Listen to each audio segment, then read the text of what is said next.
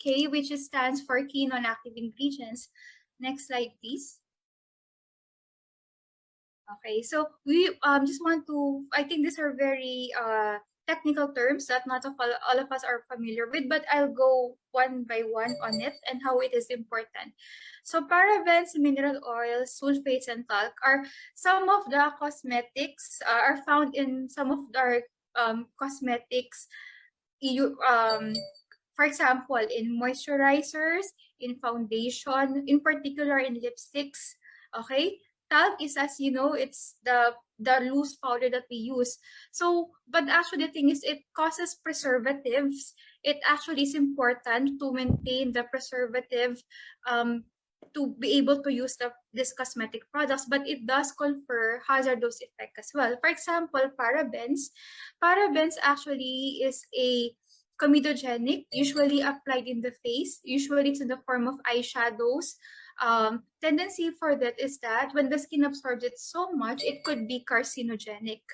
Okay, it can actually, from recent studies in Harvard University, it was found that parabens can be directly related to development of breast cancer, but still not as proven, around 40%. Okay, they're still looking for more related literature and further studies to actually prove this, but it is found to have a carcinogenic effect by within prolonged or constant use parabens. Okay, sulfates, I think this is one of the more popular terms that you can see here. Sulfates are usually the ones seen in shampoos. Ito po, the way you would know if your shampoo has a lot of sulfate is when that it lathers up well. Pag binasahan nyo siya, sobra siyang bumula. Okay, but the thing with sulfates is that it causes degeneration or degradation of protein. So nangyayari, when sulfate gets in the eyes, which is syempre shampoo siya, they tend to actually damage the epithelial mucosa of the area.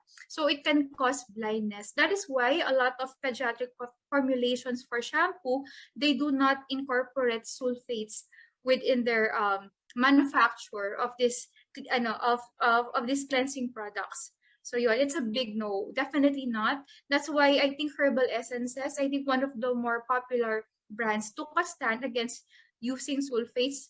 They always say na sulfate-free shampoos. So, for example, mineral oil is actually needed for cosmetics to solidify oil itself, for it to solidify. So usually it is part of a preservative, but it can also cause dermatitis, meaning to say it can cause rashes, it can cause scaling with prolonged use. So definitely you should also avoid that.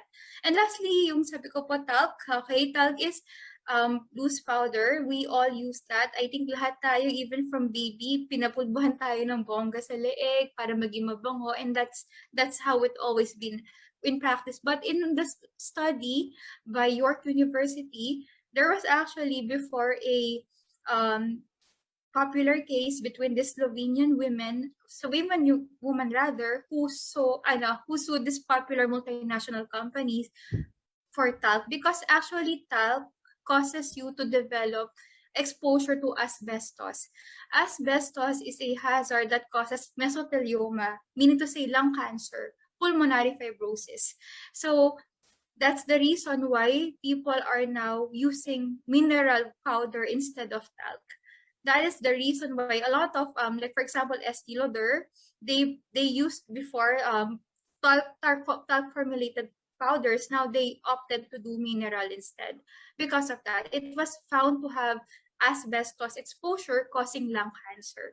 So as you can see, these ingredients are best that you have to avoid, not only for aesthetic purposes, but for health purposes as well. To know more about this business, please contact